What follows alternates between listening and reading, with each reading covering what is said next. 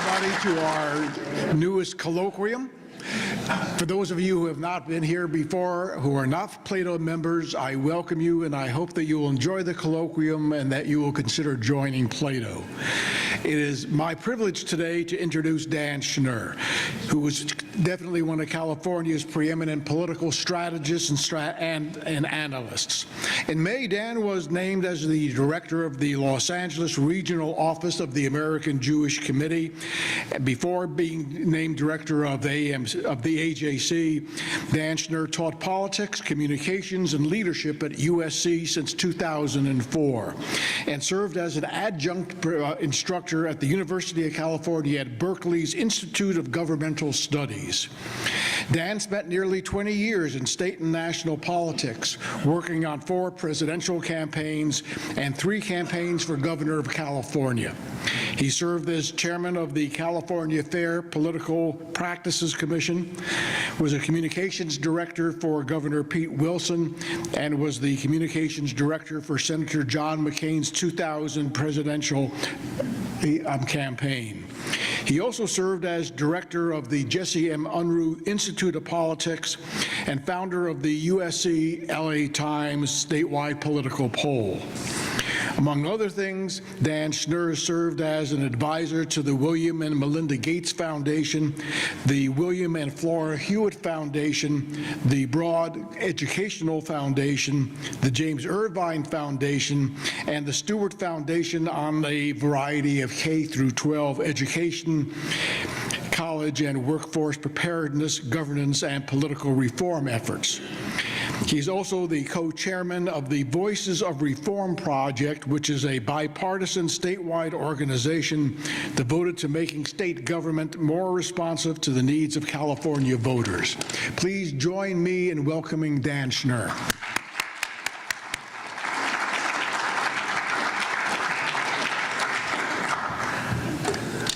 Well, first of all, I want to thank you all, not just for letting me join you here today, but for having me back. I am very, very flattered that this is the 3rd time I've had the opportunity to address this group. And I will tell you, particularly during volatile political times like these, I do a decent amount of speaking around the area. But it's relatively rare that an organization will ask me to come back a 2nd time, let alone a 3rd. So if nothing else, I admire your optimism. Thank you very much.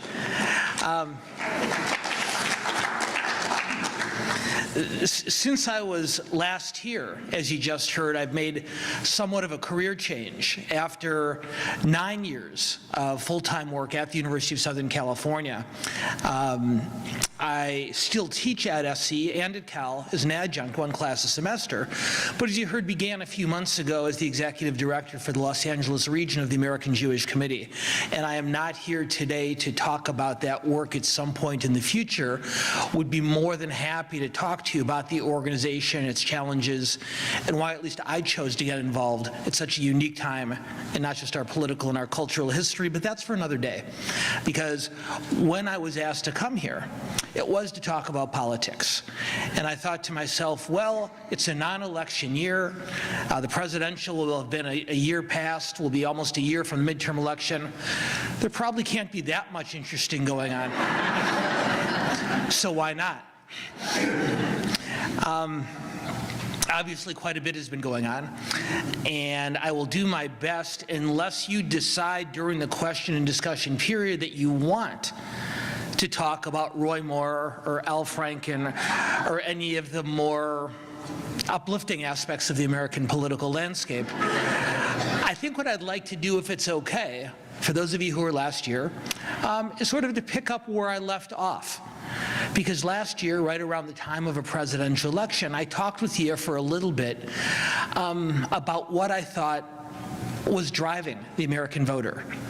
And while quite a bit has happened in Washington and in Sacramento and Los Angeles and elsewhere, I think the fundamentals of what drives and what motivates and what concerns the American electorate has not changed all that much over the last 12 months. So last year when I came here, I suggested to you as a teacher and as a parent that over the years I'd come to believe that whenever I saw somebody who was angry, I came to believe that underneath that angry person was a frightened person. And whether that's a child or a student or a colleague, I've always found that much more often than not, when someone lashes out with anger and vitriol, it's because there's something that scares them. And the anger, the fury, is the way that manifests itself publicly. And what I talked about last year, and I'm not going to get into it in great detail today, is I talked about the groups of not angry voters, but in my opinion, frightened voters that shaped the 2016 presidential campaign, and I would suggest today, the 12 months since then as well. The two groups I talked about that day were a group of frightened individuals who turned to the right to support Donald Trump for president, and a group of frightened voters who turned to the left to support Bernie Sanders. And I go to great lengths then and now to make it clear to you that I'm not criticizing either group, because as I'll talk about in just a moment, I think it's entirely understandable why not all of Trump's and Sanders supporters were frightened, but why many of them were. And the core, the base, the foundation of both men's supports in their respective campaign may have looked like anger, but I think more than anything else was based on a large number of frightened people who didn't think they were being heard by the traditional political process. And we can talk more about it later, but I didn't come to simply repeat that speech again here today. But I've come to believe that the white working class men who represented the core of Donald Trump's support from the very beginning were frightened, and understandably so, because they had prepared themselves for a manufacturing-based economy and didn't know how to adjust and weren't being given very much advice or guidance from their political leaders on how to adjust to an economy driven not by manufacturing but by technology.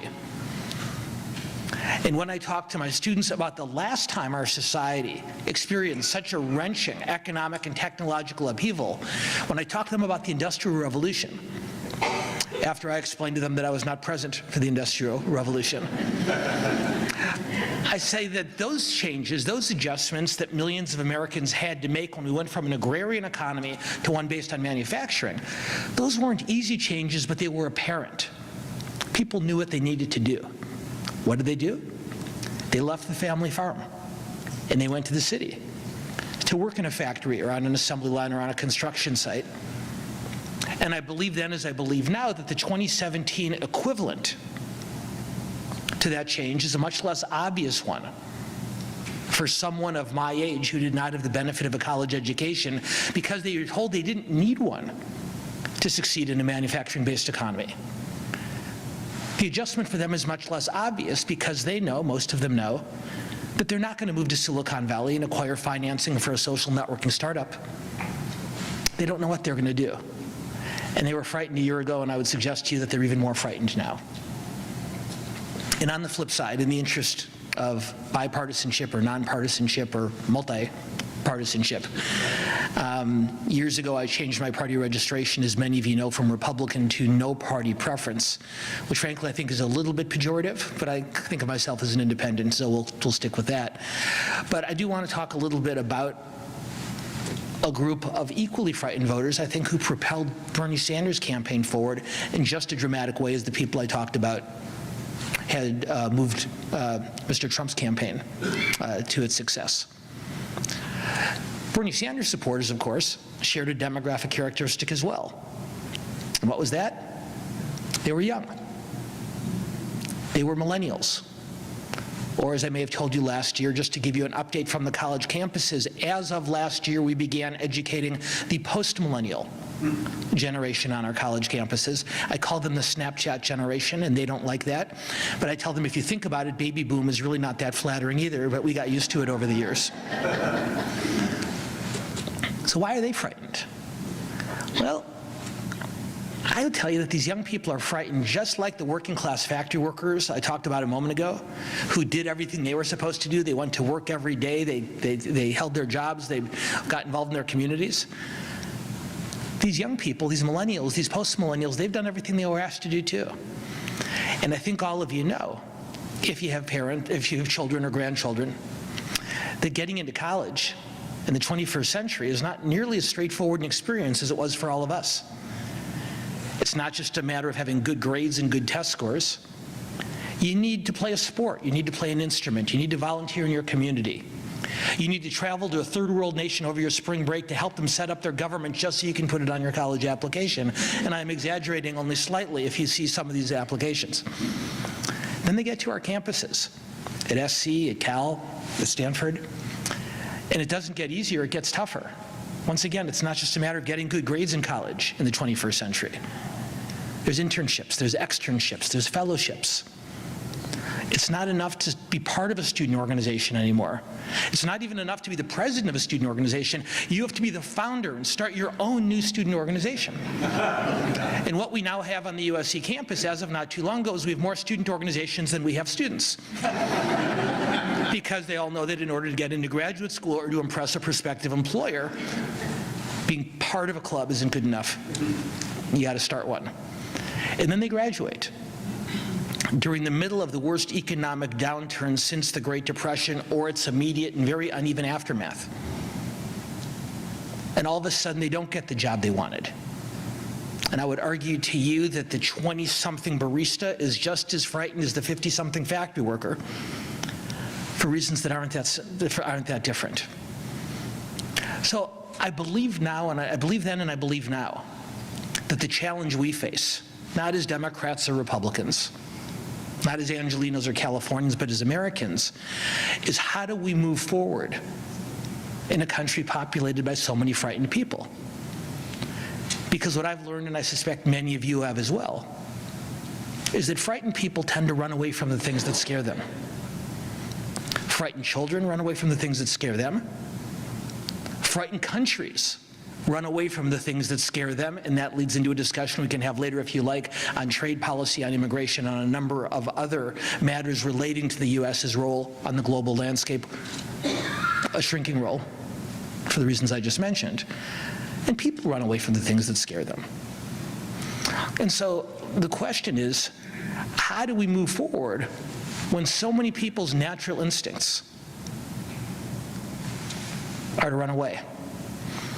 Well, one more thing about frightened people I'll suggest to you, and then we'll move this conversation forward. What else do I know about frightened people? Is frightened people look for someone else to blame for the things that scare them. And without getting too far into this conversation, one of the reasons I chose to take the position I now hold at the American Jewish Committee is because I know from my own experience and what I've learned from parents and great-grandparents and great-grandparents is that far too often when frightened people look for someone to blame, they blame the other. They blame someone who they don't think is like them. And too often, far too often today and in years past, that otherhood, if you'll excuse the expression, is based on someone of a different ethnic or racial or religious heritage. Now, we're making progress on that front, and that's good news, and I'll come back to that in a second. But before I go any further, I want to offer you a few statistics just to talk about how challenging this landscape is, how partisan, how polarized, how determined all these frightened people are on both sides to find someone else to blame for the things that scare them. So what separates us? What separates us politically? Well, for years and years and years, as all of you know, the single greatest indicator as to partisan voting behavior, whether somebody would vote Republican or Democrat, was their income.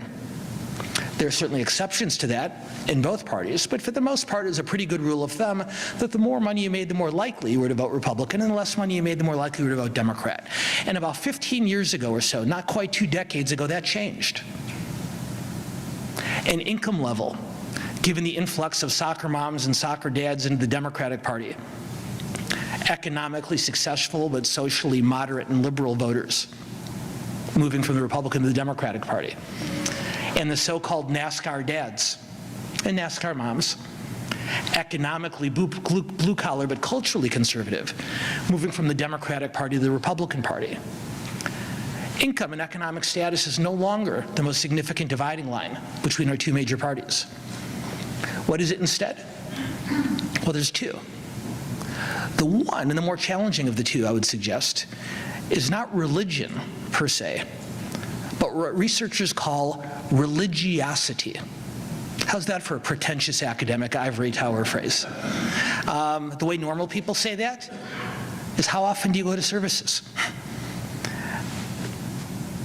In the last 3 elections, an individual who went to religious services once a week or more, whether church or synagogue, was roughly twice as likely to cast their vote for a Republican candidate for Congress as a Democrat.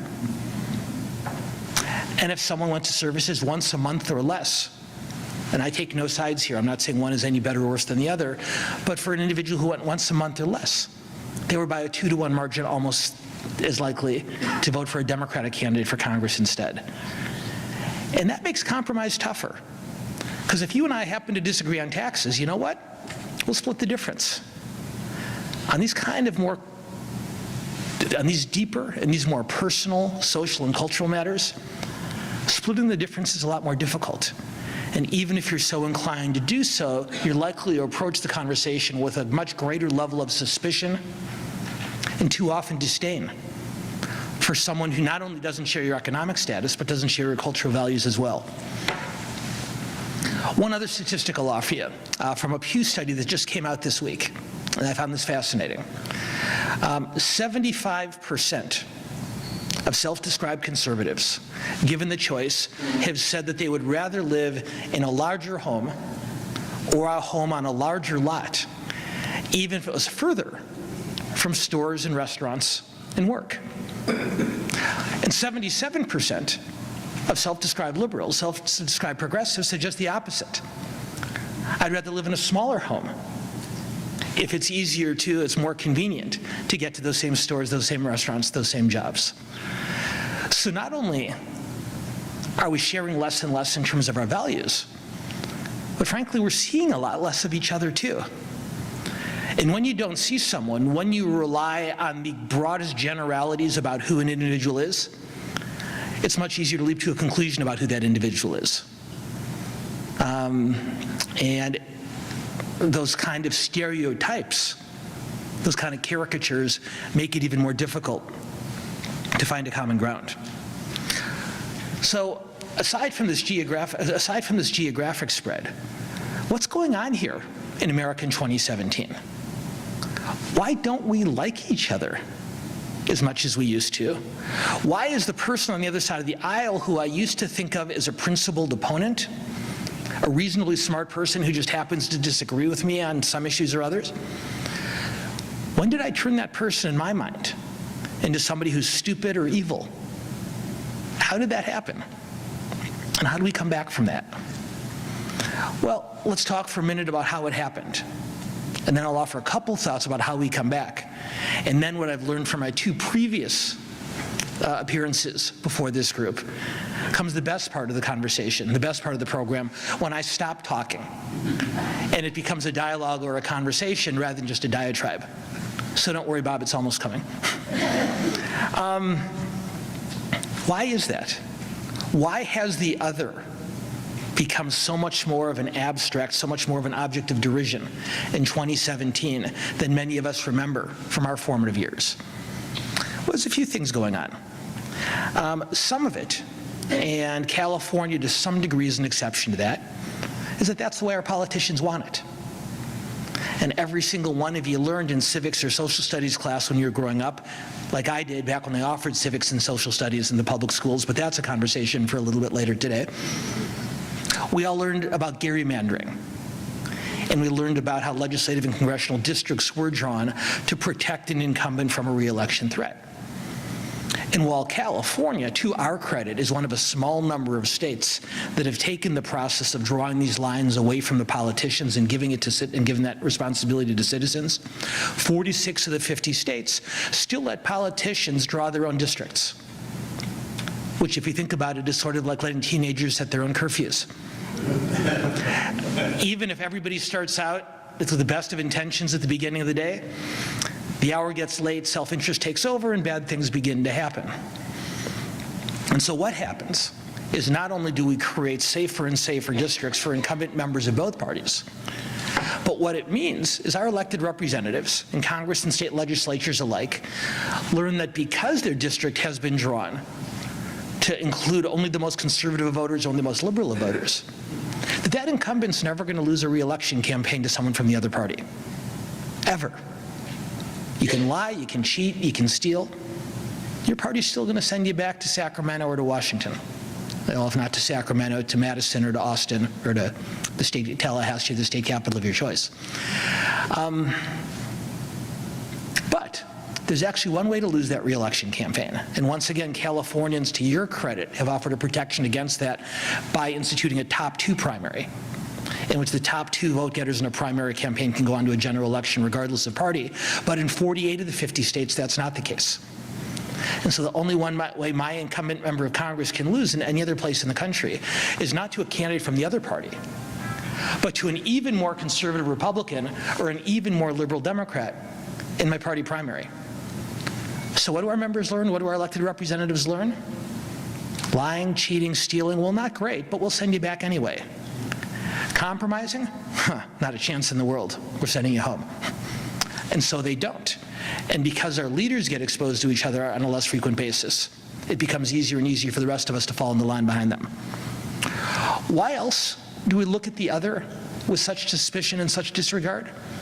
Well, as I mentioned earlier, we don't see them very much.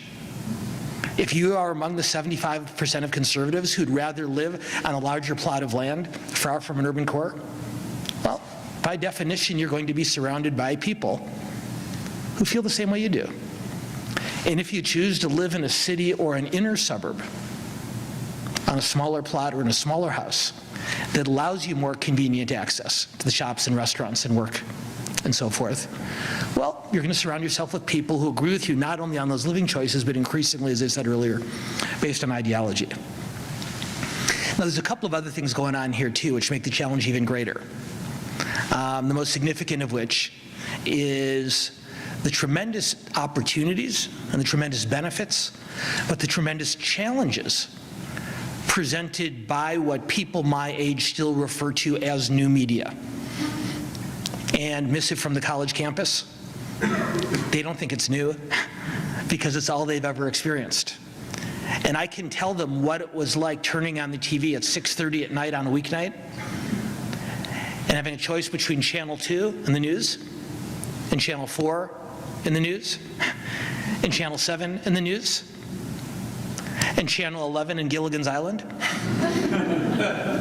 I can tell them about having 3 television networks. I can tell them about having 5 buttons on my car radio, pushing them, waiting for my favorite song to come on, and they look at me as if I'm talking to them about my favorite blacksmith.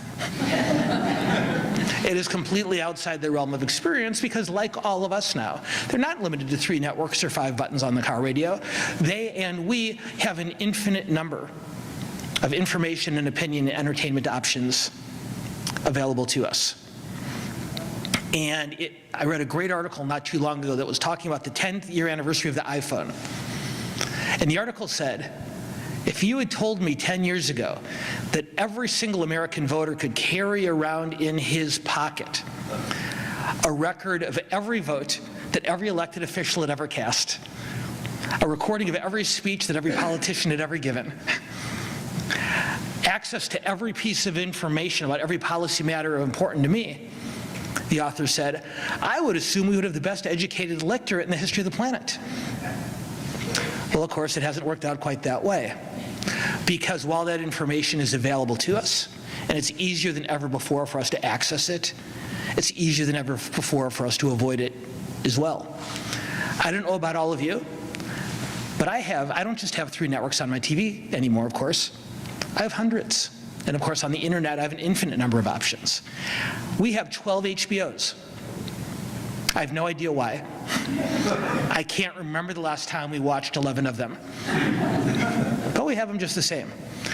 We have 6 ESPNs, which I think is actually much more of a necessity, but my wife disagrees with me. So I can't avoid that news when it is something I disagree with.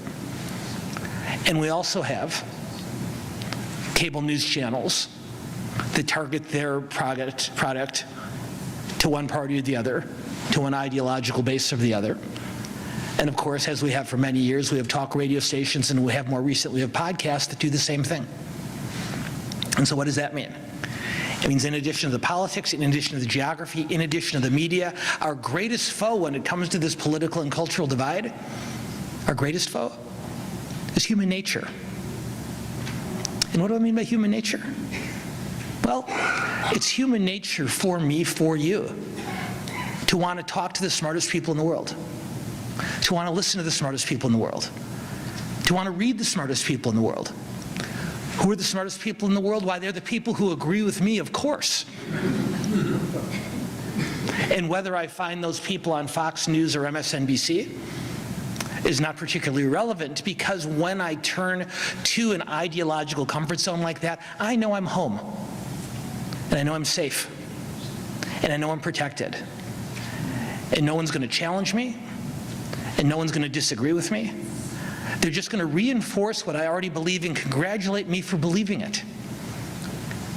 And that's a pretty cathartic feeling and a pretty intoxicating one, too. On the last day of every semester, in order to address that last challenge, we got 2 weeks to go in this semester, so I'm looking forward to this assignment. On the last day of every semester, I give my students one final assignment, and I tell them, this will be the most important assignment I give you all semester long, and unfortunately for me, I can't grade it. But if you choose to accept it, I promise you it will be the most important thing you take out of this class. And I tell them, or I will in 2 weeks, I say, I want every principled conservative in this room to watch Rachel Maddow once a week. And I want every principled progressive to read George Will or David Brooks or Charles Krauthammer just once a week. I'm not trying to change your mind. I'm not trying to convince you on either side that you're wrong. I'm just trying to remind you that on the other side, there are some really smart, really impressive people who just happen to have come to different conclusions about how we should take on society's challenges than you and I have. And it's really, really easy to find the strangest and the loudest and the weirdest and the most obnoxious and the stupidest over on the other side and say, I can't talk to those Democrats or I can't talk to those Republicans because look at how stupid and how ridiculous that person is. Well, don't talk to the stupid people. There's smart people on the other side too. And the challenge for all of us, and there's not a law that can be passed to make it happen, there's not a technology that can be invented to force it. It comes to us to say, I'm confident enough in my opinions that I'm willing to put them to a test. And I'm willing to talk to people and to listen to people and read people, not just with whom I agree, but with whom I disagree. Maybe they'll convince me, maybe they'll not. Maybe they won't. But either way, I will be better off at the end of the conversation having heard a range of those thoughts and those perspectives and those opinions. What are the stakes here? Well, I'll offer you two last statistics, and then we will turn this monologue into a discussion. Statistic number one, and this is something that came out this morning, and I would encourage you to look online for it. A study from researchers at UCLA and at Washington State University. It was a study on Thanksgiving habits, and some of you may have seen this. And what these people did, and it's remarkable, they didn't just ask people what they did for Thanksgiving. They didn't just ask people where they went for Thanksgiving. They didn't just ask people how much time they spent at Thanksgiving dinner. They got their permission in advance, and then they tracked their cellular phones. And they tracked their cellular phones to find out people who had left the area code in which their phone was registered, in which their home was, to which the bill came, but left to another area code for Thanksgiving. And then not asking people how long they spent at Thanksgiving dinner, but monitor them there. Don't get creeped out about it. They asked everyone's permission before they did this. And what they did, because in addition to the other questions they asked and permissions they sought, they asked people about their partisan political leanings. And by tracking their partisan political leanings with their home area code and zip code, and by identifying those who had gone for Thanksgiving dinner to a zip code or an area code to a region that was much more blue or much more red than where they lived, these researchers at UCLA and Washington State tracked how much time we spend at Thanksgiving dinner when we're sitting with people with whom we don't necessarily agree. And I don't think I'm going to surprise you for this, except for perhaps the technology. Well, what they found is that when people journey outside of their deep blue or their deep red refuge, when they travel outside of their ideological comfort zone, they tend to spend between 20 and 30 minutes less at Thanksgiving dinner with friends and family than those who travel to a more like-minded community or stay in their own. So we are so suspicious of each other. We hold each other in such disregard across this yawning political divide that we're letting it interfere with our holidays. And it's not just people who we don't know who get made fun of on cable television. It's friends and family members. How many of you have a family member with whom you either have a difficult time talking politics or now refuse to talk politics? I have a theory that if we move Thanksgiving dinner back a few months so it was further from Election Day, this would be much less of a problem. But 2.5 weeks is not nearly enough time for people to calm down, so I get it too. The other statistic I'll offer you is one I think of greater concern. Before I get to the concerning one, I'll offer you an encouraging one based on something I told you earlier. According to research, this millennial generation, these young people aged 21 to 35, these young people marry outside of their own demographic community at greater numbers and greater percentages than any other generation in world history. They are far more likely to marry somebody of a different racial or ethnic or religious background than their parents, their grandparents, or their great-grandparents. And that's really encouraging, because when you grow up in such a diverse society as ours, those kind of relationships get built, and I think that's very, very heartening for our future. At the same time, though, there was a study done by Match.com, and it showed that among those same millennials, more than half were unwilling to date someone of the other political party. So on one hand, we're getting better. On one hand, we're not done yet. We have a tremendous amount of work to do, and we've learned in very stark terms over the last several months how much more work there is to do to heal this racial breach and profound suspicions that still exist. But we're making progress, and our kids, our grandkids are leading the way for us, showing us that just because someone comes from a different place and may have grown up speaking a different language doesn't make them the other. And that's wonderful. But at the same time, we're teaching our young people to welcome people who don't look like them. They're also learning, I think from us, to become more and more suspicious and more disdainful of people who don't think like them. And while that's less obvious of a problem, you're never going to refuse somebody's service at a lunch counter or not let somebody sit down on a bus because they voted for the wrong candidate. In the long run, their unwillingness and our unwillingness to realize the benefits of talking to people with whom we disagree far outweigh the downsides. I think we can get there. I know we can get there. Because even though it's just once a week, I still get to spend one afternoon every single week with the most impressive millennials and post-millennials that you'll ever see. And I see them, even those who are proud progressives or staunch conservatives, I see them more willing to make the effort to look for others with whom they may disagree on some things, to look for common ground on others. So we're going to get there. But it's not going to be because we pass a law in City Hall or in Sacramento and Washington. It's not because they invent a new form of technology in Silicon Valley. It's because we decide we're going to stand up to those obstacles, most notably our own comfort zone and our own fears, and set an example for those frightened people and say that somebody who disagrees with you isn't someone to be frightened of, it's someone to embrace. And if enough of us do that, we'll be reminded of one of the oldest truisms in politics. Most politicians aren't leaders, they're followers. And if our elected officials of both parties see a greater effort on the part of their constituents to at least attempt to heal that breach or to shrink it, that's the way you make change in Sacramento and Washington, far more than passing any law. Thank you very much.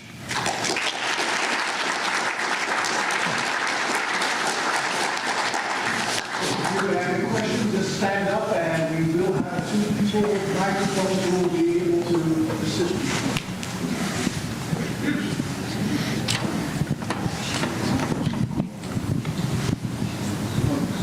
Hey, you did got a question? Yeah, Professor Schnur, I've been coming to these things for 2 years, but this is the first question that I've ever asked. I want to go to the poll that do you still run the poll over there? I do not. The LA Times? I was very proud to found the USC LA Times poll back in 2009. But when I left my full-time position at the Unruh Institute, I handed it over to my Okay, successor. but you did run it. I did run it. And you were one of the few pollsters in the United States that predicted a Trump victory. Yes, but. So if there's a question, go ahead and ask it. Well, there was a I'll explain why question. the premise. I wanted a two-part question. How did you do that? Okay. And what separates you from the mass of pollsters that didn't call it right? And secondly, since you have these great predictive powers, how do you see the 2018 congressional elections? Okay. Well, first of all, I have not made a correct political prediction since June of 2015, and I have no intention of starting today. So I'll be happy in a moment to offer you some thoughts on how to watch the 2018 campaign.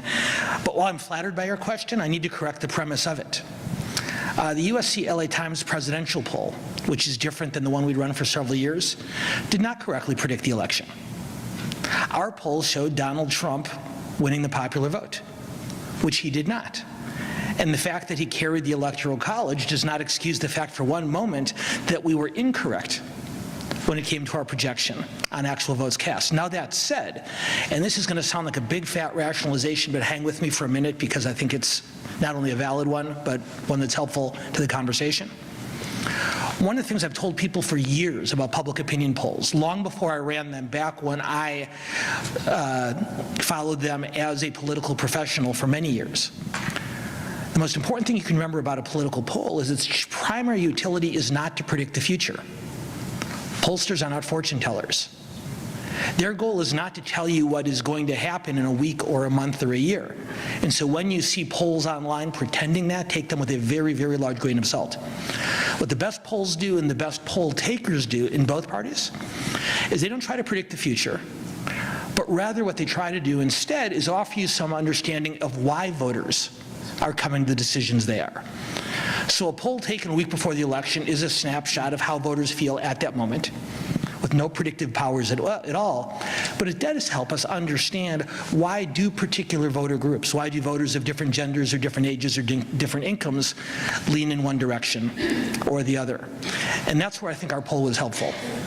The really, really smart people at our Center for Economic and Social Research, Center for Economic, Social, and Social Research, the acronym is CSER.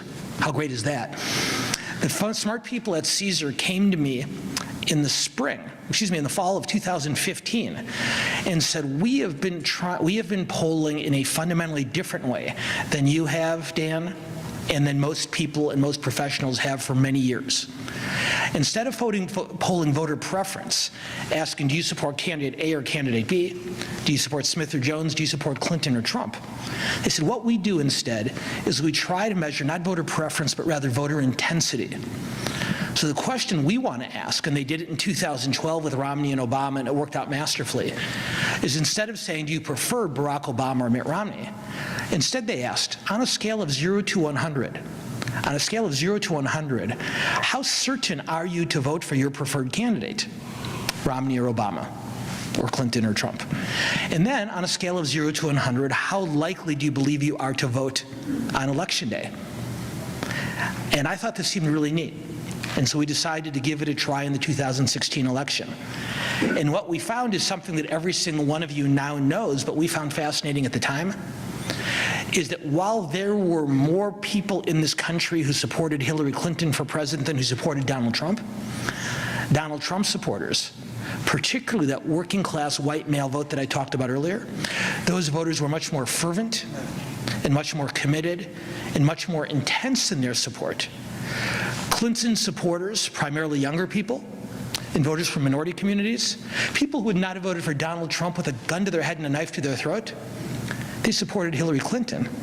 But they said, well, I rate myself somewhere in the 60s. The Trumpkins, they were up in the 90s. And ultimately, that's what we saw on Election Day in key swing states like Michigan and Wisconsin and Pennsylvania. So we didn't predict the future, But what I am proud about in terms of my association with that poll is hopefully we gave people some insight into the driving forces behind the support for both Trump and for Clinton. And I promise to give a shorter answer to the next question. Well, first of all, thank you very much for the best short course about what polling should be doing. That's one of the best statements I've really heard about it. Explanation versus magic, you know. The question I have is this. It's possible to take from your talk, and I don't know whether you meant this, that there's an equivalence between people on the left and on the right in terms of fearing. Just, you know, and I do agree that people can do worse things out of fear than hate. But I guess I wanted to ask you, what evidence do we have that there's more or less an equivalence between those on the left and those on the right, and essentially voting out of fear?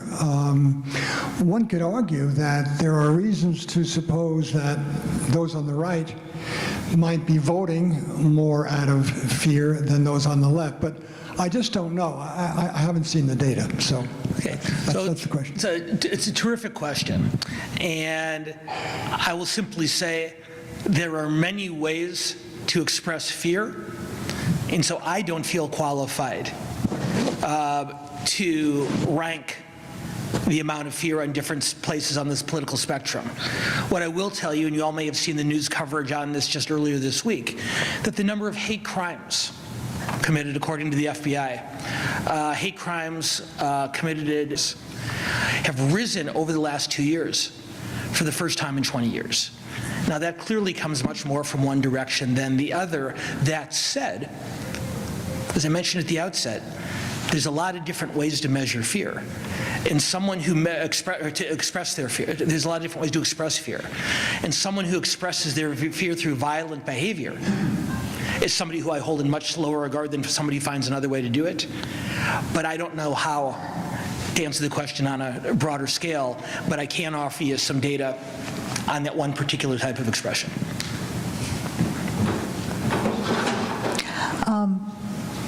Hi. Hi. One of the things I always used to admire about the British university system is how the debates that you would learn to debate a totally different point of view than you might agree with. And I have a friend who has a child in middle school, and they're actually doing that at one of his classrooms. Is there any of that going on in our educational system anywhere at the university level, or? Boy, also a great question, and I've admired the British system for this also. There's not enough of it. Too much of it is left to extracurricular and co-curricular activities, and that's unfortunate. I think there is a much greater place for that in the classroom. I'll offer you two thoughts on this. One, my students in 12 days will hand in a 20 to 25 page paper. The class I'm teaching this semester is in political strategy and advocacy. And so in this class, they'll hand in a 20 to 25 page campaign strategy prospectus for a candidate running for statewide or national office either next year or in 2020.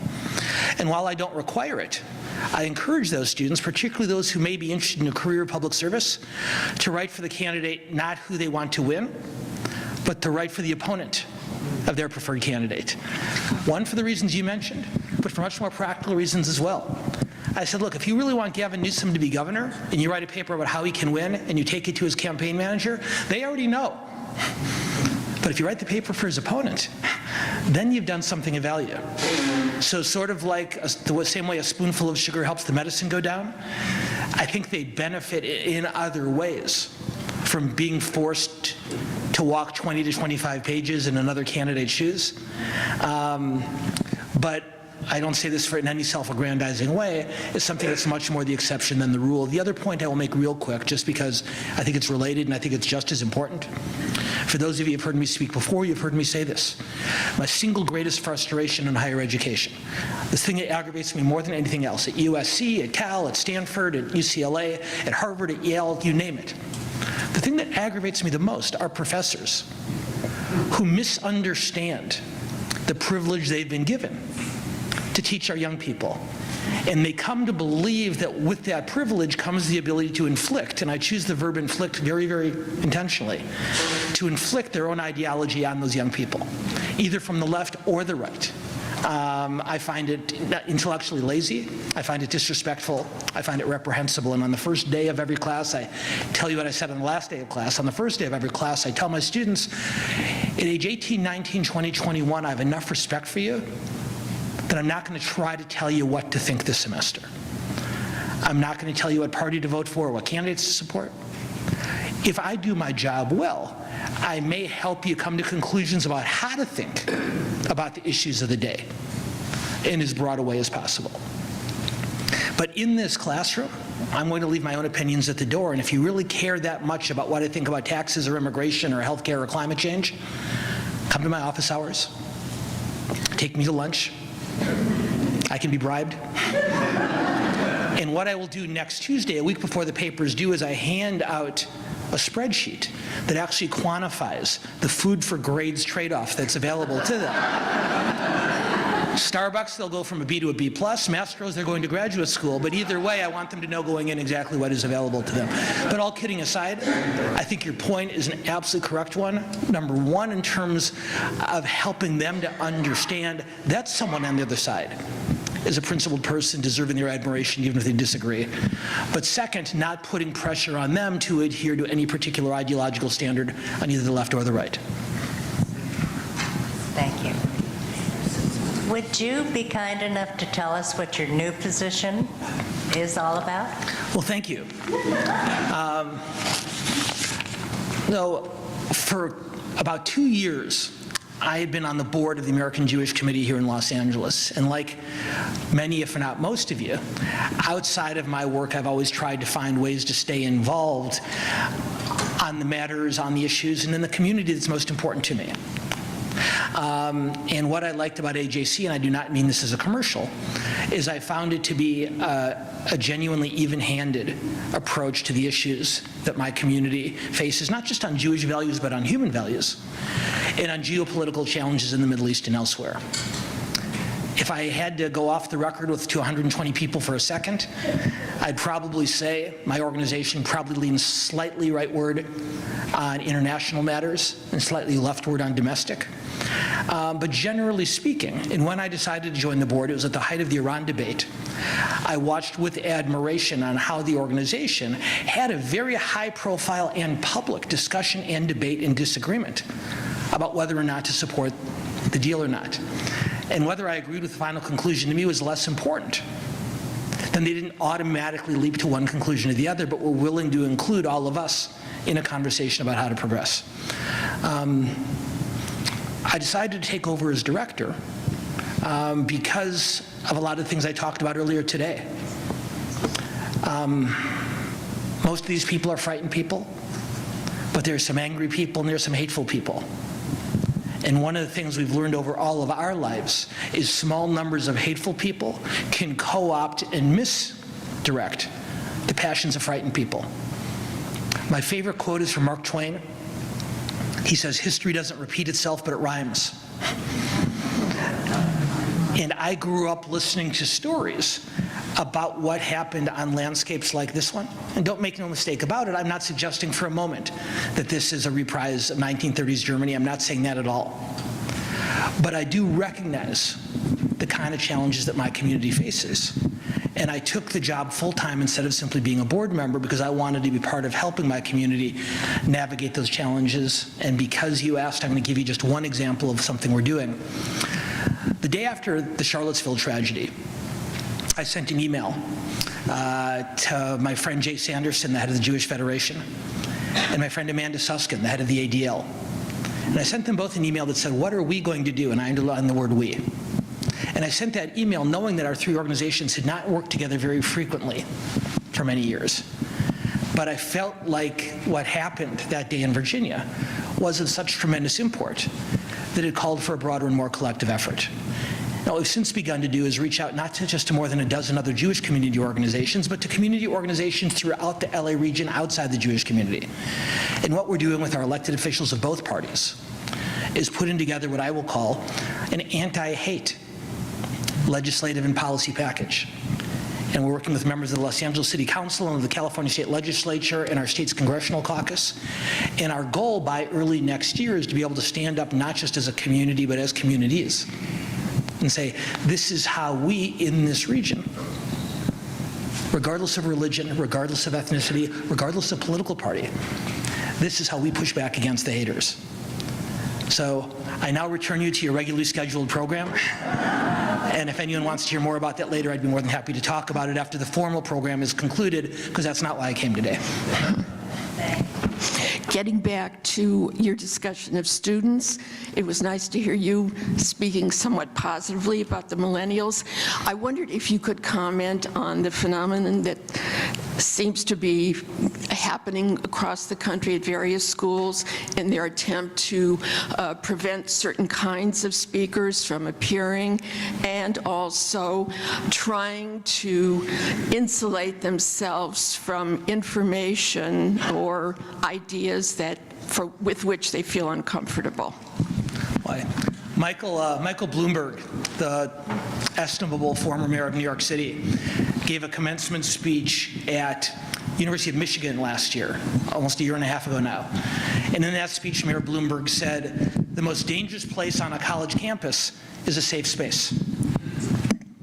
And I don't think he, and I know I don't, intend to make or support a statement like that taking ideological sides. But I watch with great concern, as does he, as do many of other people who I respect. I watch with great concern as our young people are taught that the best thing to do with voices with whom they disagree is to avoid them at all costs. I recognize the tremendous pain, psychological and physical, that can be caused by the kind of fear that this gentleman was asking about earlier. But I don't believe the answer is telling our young people that it's okay to simply disregard, or worse, to demonize those who disagree with them. So because they're young, as amazing and as impressive as they are, they probably benefit from some guidance and oversight. But my instinct is to guide them toward the things that scare them, rather than allow them to run away.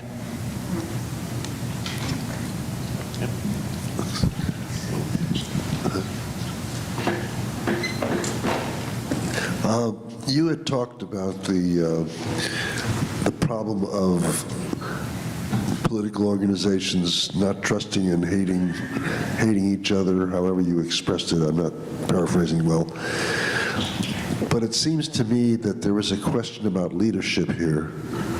That, for example, in the Senate, we have Senate protocols that have been violated left and right. Where is the leadership going to come from in the next several years? Where is the leadership going to come from in the next several years?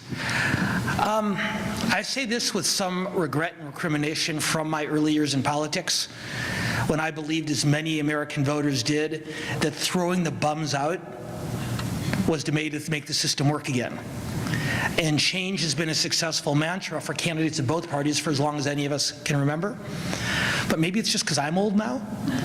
But I think I've come to appreciate, to a much greater degree than I ever did before, the benefits of experience. And I think that those who've been involved in public service for the longest, not all of them, but I think those who've been involved in public service over many years and remember when their party was in the minority and was either treated well or poorly, when they experienced something that seemed cataclysmic but turned again in a month or a year or two, I think those are the people increasingly who I trust to lead us through difficult times. One of the classes I teach, as you heard earlier, at SC, not this semester unfortunately, I teach a class called Case Studies in Modern Leadership. And we study leaders from politics, from business, from nonprofits, from communications, from the military, and from sports. And the students try to identify the common characteristics that make somebody a successful leader regardless of their field. And I was put to a test the likes of which I never had been before when I taught that class on Wednesday, November 9th of 2016. Because simply given the demographics of most college campuses, the overwhelming majority of my students were not particularly happy with the outcome of the previous day's election. I said, okay, we're going to move from punditry to therapy and see if we can get through this together. And what I told them, both those who lost and those whose candidate had won, I said, we haven't been here before, but we've been here before. And lucky for me, in that book, in that class, they were reading a tremendous book that I would highly recommend called The President's Club. The President's Club, and I think I mentioned it last year, was written by Michael Duffy and Nancy Gibbs of Time magazine. And it's a book about former presidents. And it talks about how these men, and soon women as well, of course, how these men to date, with the benefit of years of experience, came to understand the great advantages that came to reaching across party lines when there were broader goals to be accomplished. So you read about Harry Truman in the closing days of World War II reaching out to Herbert Hoover, the least popular man in America in 1945, and saying there's only one person in this country who knows how to rebuild Europe, and it's you. I need your help. There's stories about Dwight Eisenhower after Kennedy was shot, coming to the White House uninvited and sitting on the couch outside the Oval Office, proofreading and editing President Johnson's remarks to a joint session of Congress, because Eisenhower knew how much he would have benefited from having someone like that help him. So I'm thinking about getting a bumper sticker made up that said, vote for Biden or Romney 2020. But I have become to believe that the virtues of experience and the capabilities of more experienced leaders accomplishing the goals you said about don't guarantee the outcome we're discussing, but I think increase the chances for it. I think, oh, it's on. You were talking early on about the white, basically blue-collar males who are so fearful. And one of the things that I've been puzzling is their economic situation, which is fearful. Their future is fearful. But they aren't the only ones who are being victimized. And there are plenty of black, working class men and women, Hispanic, Muslim, Jewish, blah, blah, blah, blah, blah. But they have been turned against each other. And how do we get past, how do we help people see what they have in common versus seeing the other as the enemy? Boy, it's not only a wonderful question, it's an important one. And I'll give you two answers, one very direct and a little almost as direct. Those working class voters of other racial and ethnic and religious heritages who were not willing to vote for Trump for any number of reasons, in disproportionate numbers, they simply didn't vote. So they expressed their fear in a different way. A white working class voter, not every one, but much larger numbers of them, felt, I've been ignored by candidates of both parties for too long. I'm voting for this guy who says that he's going to pay attention to me. And that factory workers, African American or Latino or Asian Pacific counterpart said, you know what, there are other things that are going to prevent me from voting for him, but I'm just not going to vote. And the decline in turnout among lower income minority voters, along with the decline in turnout among the millennials I was talking about a little bit earlier, was the difference between Hillary Clinton's defeat and her victory. What are we going to do? I'll turn to two people much smarter than me. I tend to look to both Ronald Reagan and Bill Clinton, who I believe are the two most successful presidents of the modern era. And how do I define the modern era? I tell my students that anything that happened after July 31st, 1963 is modern. That's the day that I was born. And anything that happened on July 30th, 1963 or earlier was prehistoric, so they have to understand that. So over the course of my lifetime, I've been 11 presidents, and those are the two who I think have been the most successful in office because they were able to accomplish the goal on which your question is based. And they both did it in different ways. Reagan used to like to say that somebody who disagrees with me 20% of the time is not my enemy. The fact that he agrees with me 80% of the time makes him my trusted friend and ally. And what I add, just so you know, when I share that quote with my students, is I said, I'll go a step further. Somebody who disagrees with me 80% of the time isn't my enemy either. She's somebody I can work with 20% of the time. I just got to put in a little bit more work and effort in order to find what that is. And Bill Clinton, and this gets particularly the demographic you were talking about, right after Sandy Hook, right after the tragedy there, Bill Clinton gave a speech to the Democratic National Committee. And not surprisingly, given the news of the previous days, he talked about guns and gun control. And he told the Democratic National Committee, he said, I'm with you every step of the way. On waiting periods, on background checks, on assault weapons, every single thing that you hold dear, I agree with you completely. And then Bill Clinton said, he said, but a lot of people I know back in my home state of Arkansas, they don't agree with us. And our problem is that not only don't they agree with us, but they think that we think that they're stupid. And Bill Clinton told one party, and you could have just as easily, or someone else could have just as easily told it to the other party too. There's a lot of really good ways and a lot of really effective ways to persuade someone with whom you disagree to agree with you. Making them think you're stupid, making them think that you believe they're stupid is probably not the most effective way of doing that. And so because these cultural divides are much more deep set in us than the economic divisions I was talking about earlier, it's that much harder.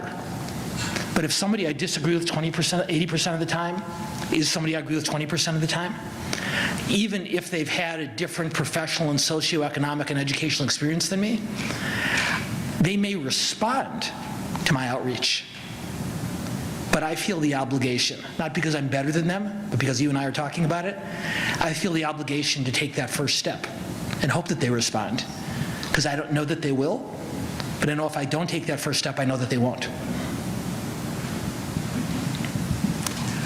That answer actually led into the question that I was planning to ask, which is I'd recently read a report that said the greatest indicia of voting preference is whether Republican or Democrat is based upon gun ownership, and that's a more clearer indicator in terms of whether you're likely to vote Republican or Democrat than any other factor. If in fact that is true, then it goes back to where do we go from here? How do we end up being able to make compromise not a four-letter word and do anything effectively with any issue involving that? Okay.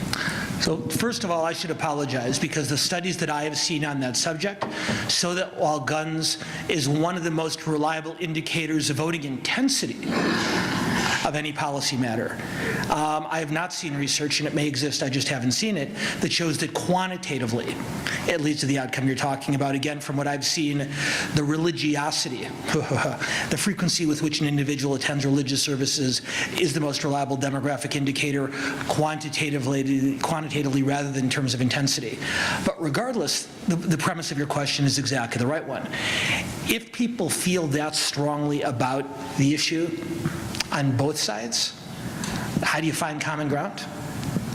Well, I don't know that we have the time today to go through the particulars of the gun debate in Washington, but what I've watched with some alarm is the bases of both parties rejecting out of hand legislation that would represent some progress in the right direction.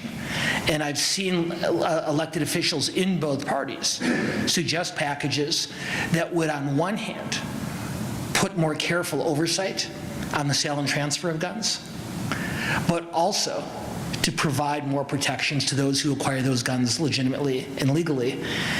And what's happened, for all the reasons we've talked about earlier, is 60% isn't good enough. And so what you end up with is 0%. The fact that after 48 hours ago, I could have called it the most recent tragedy, the second most recent, probably not either. But but after the shootings in Texas, we have seen bipartisan agreement on some very specific steps. That is stronger oversight of government agencies that are required to share statistics about domestic violence and other types of criminal behavior so that those individuals can't buy guns. Those requirements have existed for years, but no one's ever enforced them. Now, does that completely satisfy either side of the gun argument? Of course not. But what it does is it means that if somebody, according to the laws of the land today, shouldn't have a gun, they're much less likely to. And I'll take that measured step forward over the ideological purity that comes on either side from just saying no. Hi. Hello. You know, the core of your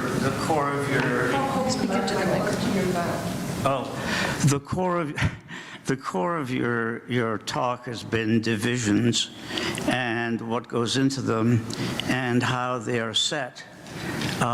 This may be a little distance from, what you were talking about in terms of topic, but among the statistics, most of the members of the military are drawn from poor and probably red areas.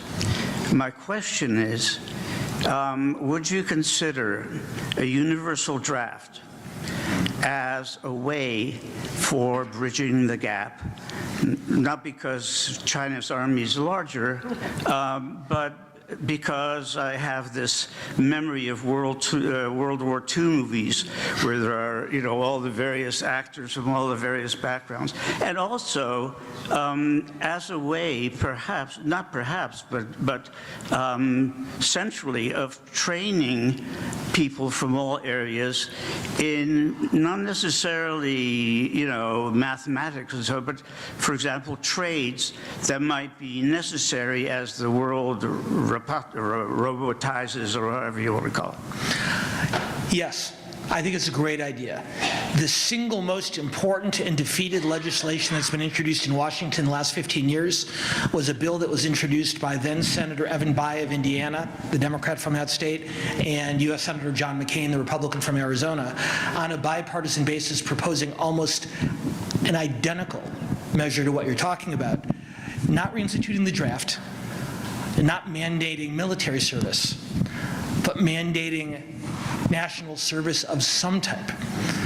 Serve in the Army, serve in a soup kitchen, but serve somewhere. One, because our workforce would benefit from that influx in all sorts of ways. But second, and I think this is the most important part of your question, it would create a common ground for people whose trajectories might otherwise take them another direction. That even if I am talking to someone who grew up in an indigo blue or a deep, deep red community, I'll have something in common with them because I can say, hey, where did you serve? And we can trade stories about what that was like. It's a critically, I think it would be of critical and absolute value. I think it would take, ironically enough, a less partisan environment in Washington to make that happen, given the influence of small government adherents on one side and organized labor supporters on the other, neither being willing to compromise enough to end up in the place that you've just described. But close that gap, and to me, it's one of the best things we can do to provide that kind of commonality for the next generations. Terrific idea.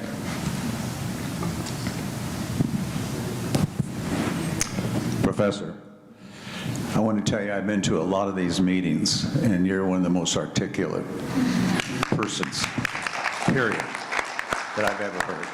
Congratulations. Well, thank you. And this from somebody who isn't being graded on a paper in 2 weeks. So thank you. Now, I'm flattered. Thank you very much. You did talk about you're getting involved with more pushback on hate.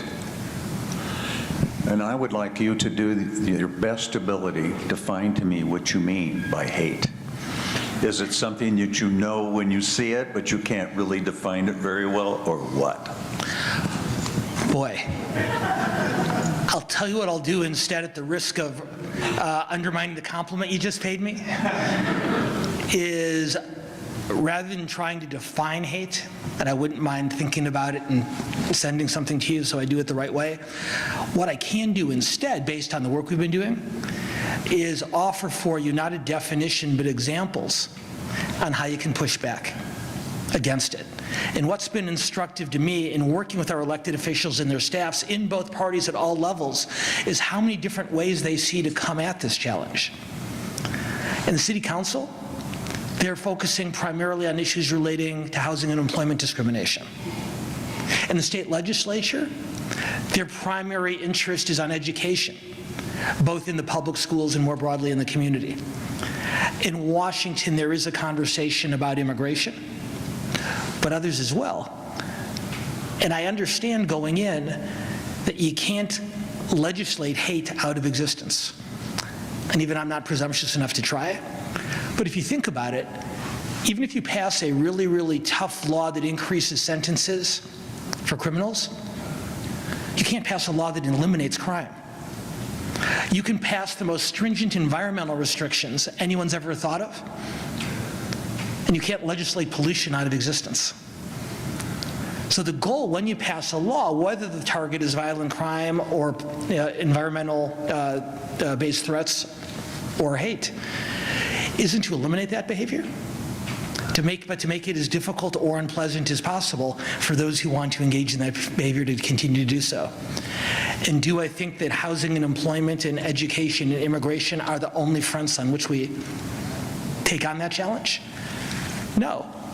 But I'll start there and keep working. And what I'll offer very quickly is the day after the first Harvey Weinstein story broke, I called my colleagues at the other two organizations. And I said, I think we've made a mistake. I think we've been thinking about hate solely as the province of people and their ethnicity and their racial and their religious heritage. Maybe we need to open another front in this discussion too. Whether it's more aggressively monitoring and restricting the kind of non-disclosure agreements that a young person signs when they take a job not knowing any better. Changing the laws that allow someone who's been the victim of sexual assault to sue not just the company, but the individual who perpetuated the abuse. Does that get rid of hate too? No, but it makes it a little bit tougher. Over here, what I'll call the post-Clinton era, or beginning late in Clinton's presidency, we have seen a polarization in Congress where there is just no ability or no desire to compromise and do what's right for the country, as opposed to you do it my way or the highway. One, how does this feed into, quote, the hate that exists in the country today, as well as how do we change this mindset of Congress to say, for hundreds of years we managed to cooperate and do what's best, rather than what's best for our political ways?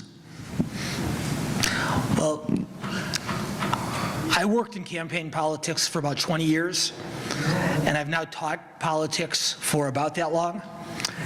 And what I've come to believe more than anything else about the topic, I believe that politics is too important to be left to the politicians.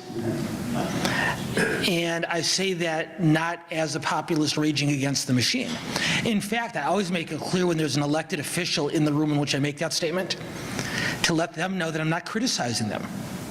I'm simply acknowledging that, as the former House Speaker John Boehner once said, a leader without followers is just a guy out for a walk.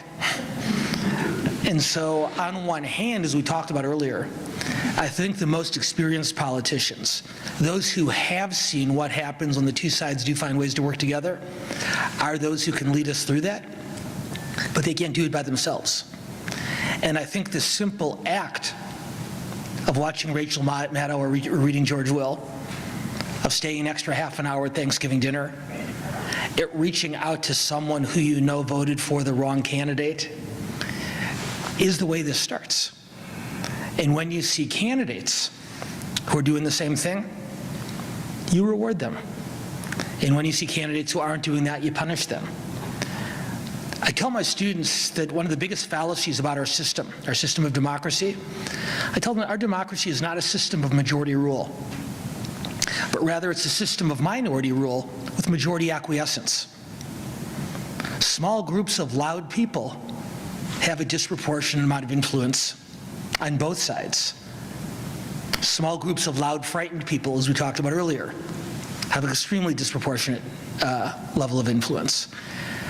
And I think if those in our communities who understand, regardless of where I happen to place myself, if I understand that the real work of public service gets done in between the 40-yard lines, and I reward candidates for school board and for legislature and for Congress who are willing to demonstrate that, we help them. Because if we're not there with them, there's people with much different types of motives who'll do everything they can for the opposition. You mentioned how did we get this where we are, and you mentioned the other. Well, I think the other's been with us for a long time. You also mentioned gerrymandering, and I think also that's part of the problem. But what I feel is important you haven't touched upon, there seems to be an obscene amount of money that's being poured into campaigns and a lot of lying that goes on. What are we going to do about that? It's not in my introduction because it, at least to some degree, undermines my credibility. But one of the things that I've experienced over the course of the last several years is in 2014, I ran for the office of Secretary of State as a no-party preference candidate. On our best days, I thought I was making history. On most days, I thought I was making it much easier for the second no-party preference candidate to ever run for statewide office in California. And when somebody else has the nerve, hopefully they learn from my shortcomings. But what I argued was two things, and it comes to the question of money. One, I'm not a lawyer. And in many rooms that's an applause line, but probably not here at Skirball. But I don't believe that money equals speech. And when the Supreme Court ruled in 1974 in the landmark case of Buckley versus Vallejo that spending money was the functional equivalent of expressing free speech, they fundamentally and fatally undermined our system of democracy, at least the way it's supposed to work. And I argue back against that decision, not as a lawyer, of course, not from a legal perspective, but from a practical perspective, as somebody who spent 20 years working on and running campaigns. And here's what I know. If I show up on Truesdale at USC or on the Quad at UCLA, if I show up to make a speech in front of a group there, I am protected by the First Amendment, and I should be. But if you're giving a speech on the Quad, and I drive up with a sound truck, and I unload big speakers on either side of you, and I crank the volume up to 11 and drown out every word and every syllable you're saying, I'm not just exercising my right to free speech, I'm interfering with yours. And we see that from the left and the right, from Republicans and Democrats on every hour of every day of every election season. So knowing that, changing that standard is going to be a long-term challenge. What I came to believe and still believe, and my friend State Senator Kevin DeLeon implemented this by regulation. He was not able to get it done by legislation. I believe that if you can't limit the amount of money in campaigns, you can at the very least separate out the acts of campaign fundraising on one hand and legislating on the other. Because if you go to Sacramento or to Austin or to Madison or to Charlottesville or to Albany, what you will see there every day is essentially a land rush, where the elected officials of both parties run outside the Capitol to the nearest restaurant or watering hole for breakfast, lunch, dinner, receptions. They vacuum up as many special interest checks as they possibly can. And then they race back to cast votes on legislation relevant to those special interests before the ink on those checks is even dry. So I can't, at least until the Supreme Court changes its focus, I can't do anything about the ability of that special interest to write the check or the legislator to accept it. But what we can do is create some time and distance and space between the giving and the voting. So what I proposed, and Kevin, to his credit, took this on in the state Senate after my campaign. What I proposed is an absolute ban on any fundraising in any state political campaign at any time that the state legislature was in session, and for 72 hours after its dismissal. That's so they can't go out of session at 6 o'clock, go have a fundraiser, and come back at 8 o'clock and start voting again. Because I believe that if you can put some parameters on the unlimited amounts of money that are spent on campaigns, at the very least you can separate the act of fundraising from the act of legislating. And I know that every legislator worth his or her salt will keep very detailed and copious records of the amount of money we all give. But once again, let's come back to human nature.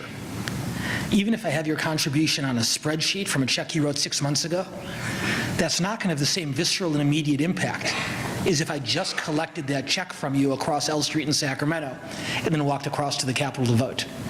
Psychologically, it can't have the same impact. And while it doesn't fix the problem, going back to our discussion about guns, I think it represents an important step in the right direction. Kevin, to his credit, was not able to get the Assembly Speaker to go along with it to pass a law, but to his everlasting credit, he implemented a fundraising ban while the state Senate was in session for 2 years, until his members came to him, begging him, pointing out that many of them were running for re-election against members of the California State Assembly who could raise money while they were in session, while the senators couldn't. And Kevin, and by the way, I'm not taking sides in this race. I think very highly of both Kevin De Leon and Dianne Feinstein. But Kevin, who I admire greatly for taking the step, had no choice but to pull back. Again, it doesn't fix the problem, but thinking like that, I think, can at least mitigate it. Is it me? Yeah. You mentioned, thank you. You mentioned the 80-20 thing of Reagan, but we're led to believe that Reagan and the Speaker had a good relationship, that they drank together and were kind of pals. Today, we have, I mean, the most bipartisan bill that I can think of under Obama was the immigration reform, passed the Senate with bipartisan support, had the support of the AFL-CIO, the manufacturers, the religious groups, and the House wouldn't bring it to a vote because of the Hastert rule. So I'm afraid people in this country don't understand how government is really operating in Washington, but I don't see the mechanism now for compromise. Well, it's harder for all the reasons we mentioned. We live in the most mobile society in the history of the planet Earth, which means that people choose where they want to live, either for the reasons I talked about earlier, or because they want to live in communities with people who prioritize the same things they do. And so you do end up electing representatives from more ideologically isolated communities. Part of it is that Reagan and O'Neill had a good relationship. There's a famous story that Chris Matthews from Hardball tells, because Chris was a speechwriter for Tip O'Neill. He talks about the first time that Reagan came over for his State of the Union address, 1981.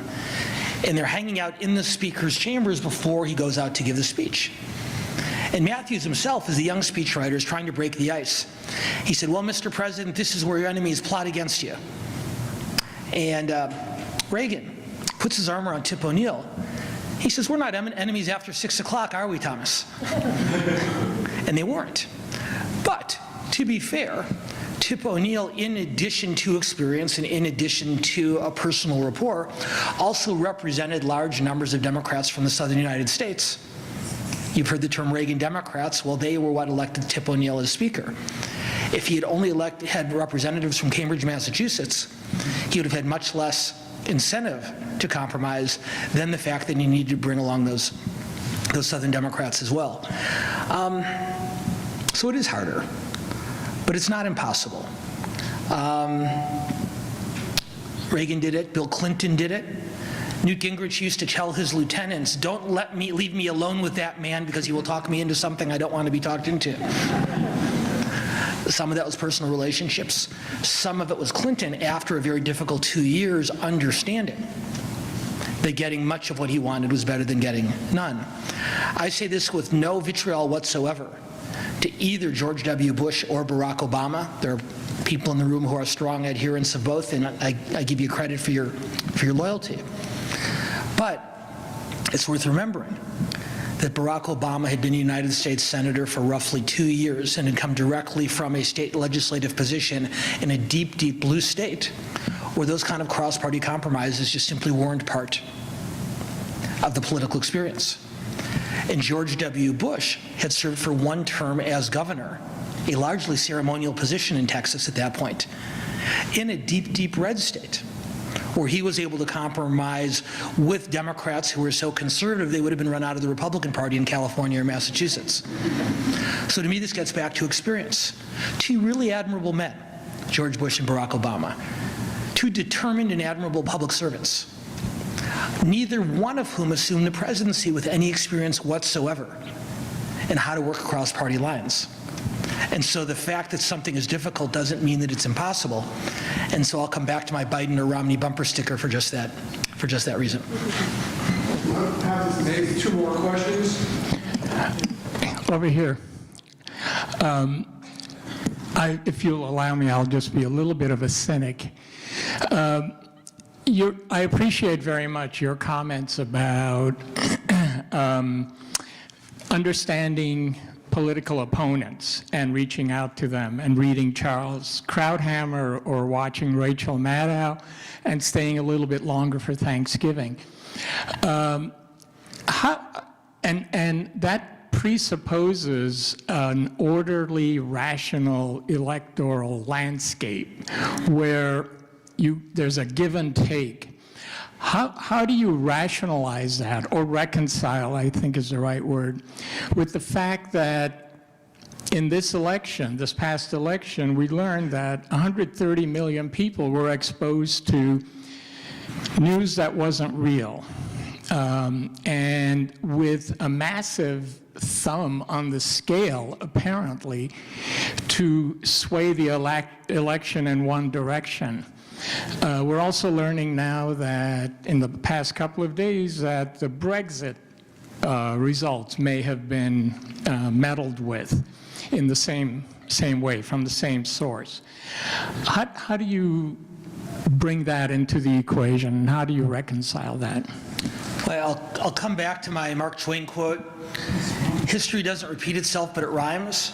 And what I'll add to it, the Schnur corollary to the Twain quote is, history doesn't repeat itself, but it accelerates. Benjamin Franklin distributed flyers with equally hateful and inaccurate language about supposed British spies who were running for office against his preferred candidates. There's nothing new to this. The difference is the speed with which it's disseminated and the breadth of the audience that it can reach. I was reading a story not too long ago about the famous Orson Welles broadcast of War of the Worlds. New technologies lend themselves to misuse. And what concerns me most about the current environment is not that our challenge is an unprecedented one. Because like I said earlier, we haven't been here before. We've been here before. But to me, the partisanship and the polarization make seeking a solution that much more difficult. I teach my students a concept I call situational outrage. If something bad happens to someone I oppose, I go after them with everything I got.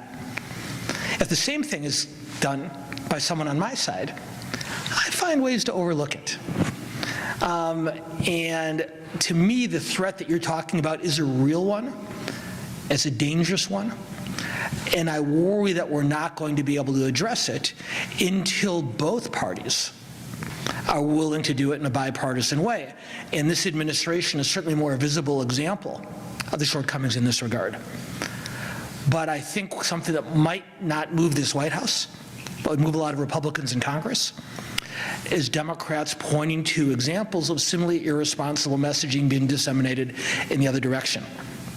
Years and years ago, when I served as a press secretary for campaigns, I used to tell my students, I wasn't Josh Lyman, I was C.J. Craig, because they're all West Wing fans too. I always used to say, I want to take my candidates to a news conference that the opponent is holding, because I want my candidate to see the aggressiveness with which the reporters question the other candidate. Because right now they only see one side. All they see are those reporters coming at them with everything they got, and so therefore they assume that there's an inherent bias in it. And I think once you begin to see that these conditions exist on both sides of the aisle and go in both directions, it becomes easier to address them. I don't excuse the behavior of this administration on this issue one iota, and I need to make that absolutely clear. And I don't think, for all sorts of reasons, that this president is going to change his mind on this, and that's unfortunate at the very least. But as we've seen on other issues, Republicans in Congress are belatedly beginning to remember that Congress, not the presidency, is the first article of the Constitution. And I think Democrats would have better luck in assembling a bipartisan coalition along these lines if they pointed not only to examples that helped Mr. Trump's campaign, but examples that may have helped their colleagues as well. Does it magically solve the problem? Of course it doesn't, because we have a president who very badly does not want to believe that this happened. But I do believe that when you're willing to call out your own side, it becomes a lot easier for the other side to stand up with you.